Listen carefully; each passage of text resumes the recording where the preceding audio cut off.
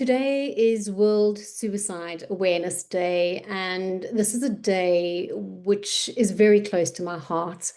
I myself have lost two family members to suicide, and the ripple effects of the aftermath that was left behind was huge.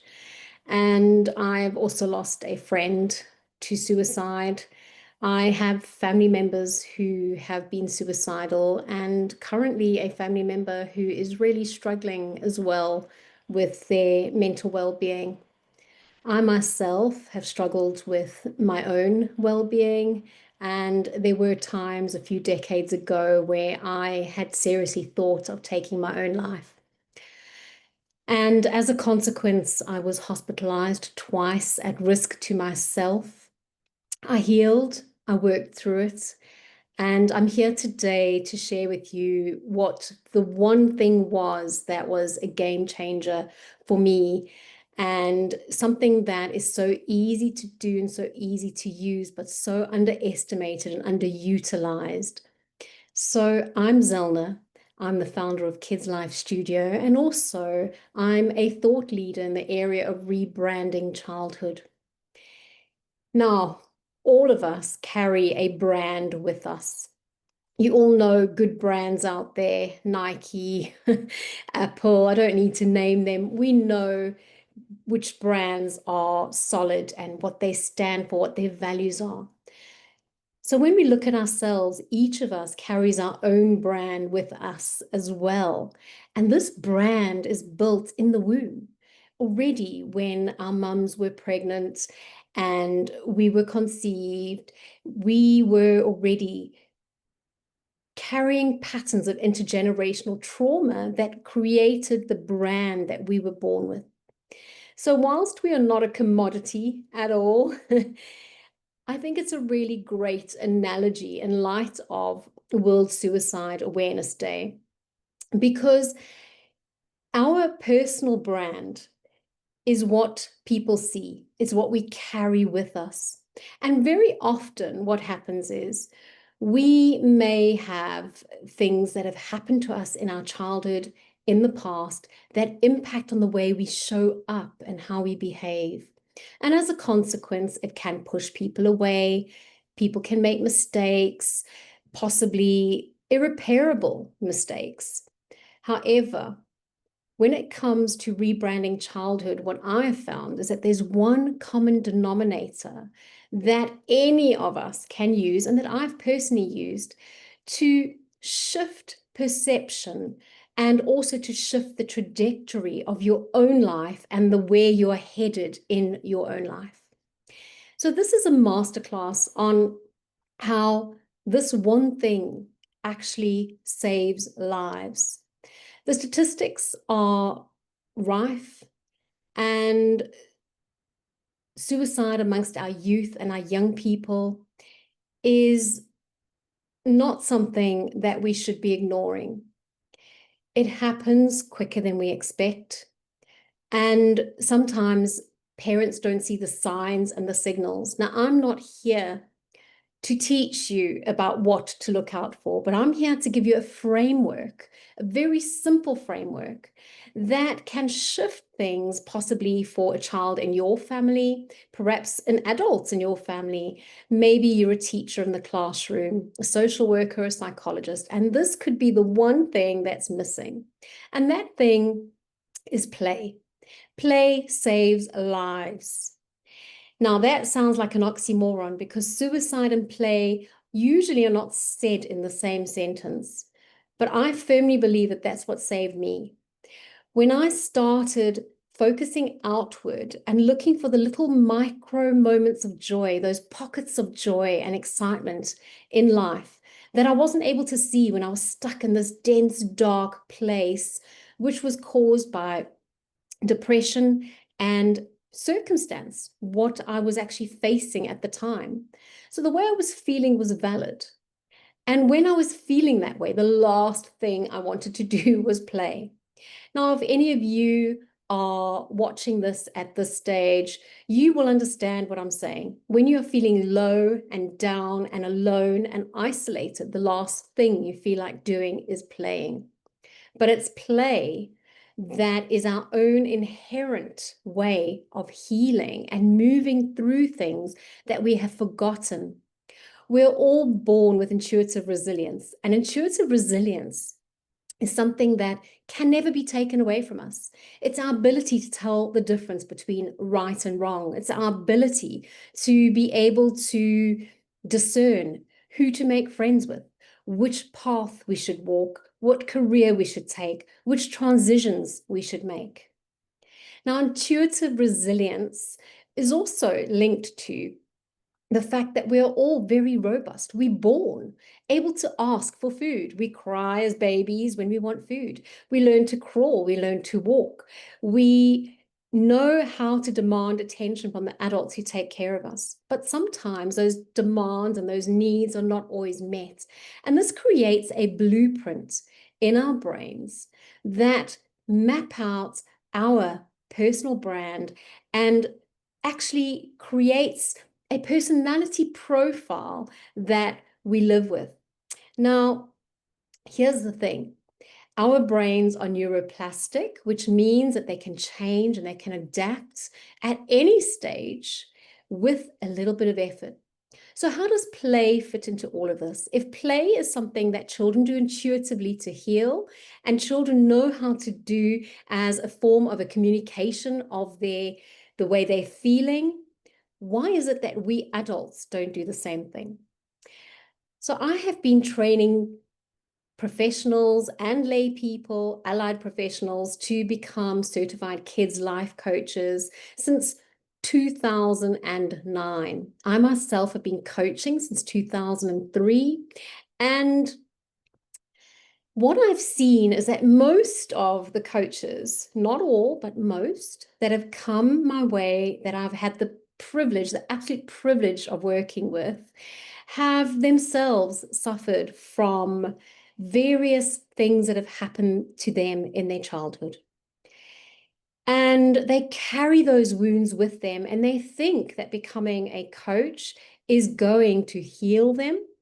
They think that helping children not to make their own mistakes is going to change the world. That was me. I was there, always wanting to change the world one child at a time, and I still do. But now I do it from a space of being healed and whole, and in a space where I understand the value of the things that are most important in keeping myself well.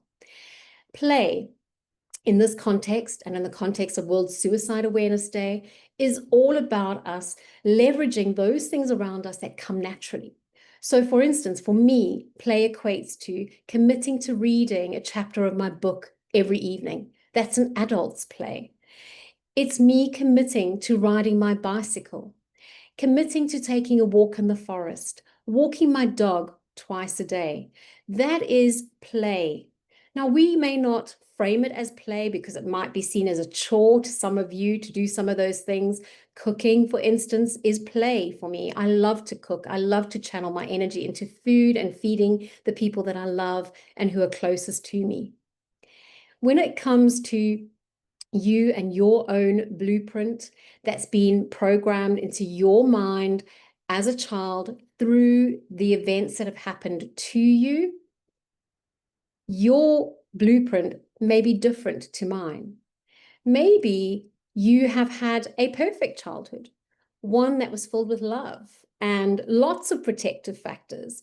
And I'm really pleased that if you are watching this video and you are one of those people who have entered into the helping profession, that you've done so with the knowledge of understanding what adverse childhood experiences do to the brain and how play is a mitigating factor that can help healing to happen. Now, here's the thing. As a kids life coach, and I've been coaching for over 2 decades, it's not about fixing.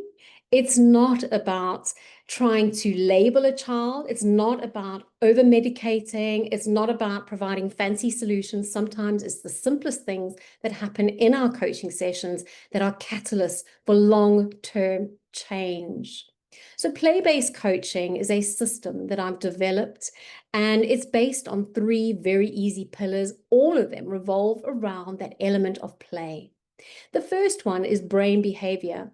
It's understanding how your brain behaves and why it behaves in that way. Second one is brain building.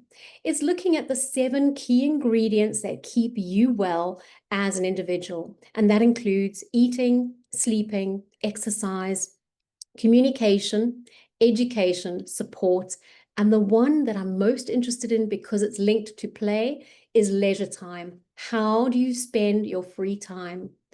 Now, I have another role that I've been involved in, and I do well-being assessing work in the NHS, the National Health Service. And I work with adults who come to me time and time again and tell me how busy they are, that they have no time for themselves. They have no time to play, not even with their children, and definitely not partaking in their own hobbies. So I'm here to tell you and to give you permission to pick up a hobby, to do the things that you love, because it's when you do those things that you love that you have more energy to give to those people around you that may need your support, especially if you are in the helping profession like I am and like our global network of Kids Life Studio coaches are. So I'm here today not to give you a magic solution, but I'm here today to give you hope. Hope is based on a sense of agency. Yes, the statistics, excuse my tongue tied there, are rife and telling us that suicide is on the upswing. But on the flip side, there's also an opportunity for us as adults to press pause on that for many children and the people in our lives who may be struggling. And the way to press pause is not to go into solver mode or fixer mode. It's simply to play. It's simply to be. It's taking the person who may be struggling and doing something with them that rejuvenates their inner child and brings them to that self-awareness. The same goes with teenagers and children who are struggling. What happens when we put them behind closed doors in therapy rooms where they have to speak about their trauma without any outlets, not giving them permission to tap into their inner child? I can tell you now, I've seen time and time again with the children I've worked with, the teenagers I've worked with, and the adults that I've mentored, coached, and supported, that talking about your problems is never a good way to find solutions. It's part of the process. And yes, there's a time and place for that. But what I would love you to do is to shift your thinking and just remember that play saves lives. If there's somebody that's struggling, remember brain behavior, understand why they're struggling, the science behind that. And I have a wonderful theory course that covers all of that science and adverse childhood experiences and how it wires the brain and why we behave in certain ways as adults. Remember, the second one was the 7 key ingredients was brain building. It's important for us to understand how nutrition, how sleep, how exercise impacts on our well-being and how we can make it playful. It can show up and be playful. I still eat a burger every now and again. I'm not the perfect size 8 figure, but on my burger, I'll have tomato and lettuce and gherkin and cucumber. And so I try and balance out those childlike choices that are made from my inner child who needs to be pacified at times, who wants that ice cream or that chocolate. But it's about doing things in moderation, not feeling guilty for the choices that we make because of how the influx of social media and online influences have programmed us to believe there's a right way or a wrong way. I just believe there's a long way. And we don't want to lose any lives to suicide. We want to make sure that people enjoy lives, that they're happy. For the most part, when you ask adults what it is that they want, they say, I just want to be happy. If you ask parents what they want for their children, they say, I want my child to be happy. If you ask children what they want, I want to be happy. I want to play. I want to enjoy. I want to have friends. So this is all about play, combating isolation by connecting not only with people and friends or networks, but also with nature, going outdoors, enjoying the sunshine if you have, enjoying hugging a tree like I did this past weekend. Now, the final pillar of my play-based coaching system is brain balancing. And this is probably the most important one, and the one that's also the most fun, because all of us get to put together a toolkit of fun, play-based activities that can bring our brain back into balance. Now, without going too much into the science behind it, this is all linked to regulating your nervous system, your vagus nerve, and putting on the brake to the stress response. So, in other words, doing things that will invoke the relaxation response. And what that does is it brings your brain back into balance. And it's really quite easy to do when you know how. Now, here's the good news. For over 2 decades, I've been coaching children myself, working with families from all different demographics, cultures, religions, different problems. And I've also worked with adults who have trained with me as coaches since 2014. That's almost, over 10 years, over a decade. And I have also now taken on a role in the National Health System in England. So I'm seeing what's happening out there and I'm seeing what's missing. The ingredient is the same time and time again. People are not playing enough. They work hard and they don't play as hard. You can do both and not feel guilty. Most people think that this is also linked to having a lot of funds and resources. I can tell you, I'm originally from South Africa. Resources there are scarce in many schools, in many villages, in many towns, in many cities. There are people struggling and below the breadline. The children are still playing. They make their own toys. They make up games. They kick around a bottle instead of a football. Play is about imagination. And unfortunately, we've been lured to believe that play is about being online and scrolling through social media. And I don't think it's done our mental well-being any good. So if there's any takeaway for you today in this masterclass on how play can save lives, it's not about what you do. It's about you being a tour guide. It's about you holding somebody's hand, which is why I'm really excited to announce something that's really, really close to my heart. For so many years, I have been working in different aspects with different kinds of people. And my heartbeat is about building up a global network of world-class kids life coaches, which I've done successfully with the help of the people who've bought into my vision and my mission to actually prime children's brains so that they can become the leaders of their own lives. Now, here's the thing. I've also realized that there's a gap. And I'm here to tell you on World Suicide Awareness Day that I'm going to be filling this gap moving forward. So watch the space. If you are interested in becoming a kids mindset mentor, I will be offering trainings around the world and you can attend these trainings. It's for anybody and everybody, grandparents, aunties, uncles, parents, teachers, social workers, psychologists, anybody who wants to learn easy ways to mentor children and their mindset without having to set up a business like the kids life coaches that I work with. I still do that and I love it. And there are many successful coaches doing wonderful work in their communities as businesses. This is something different.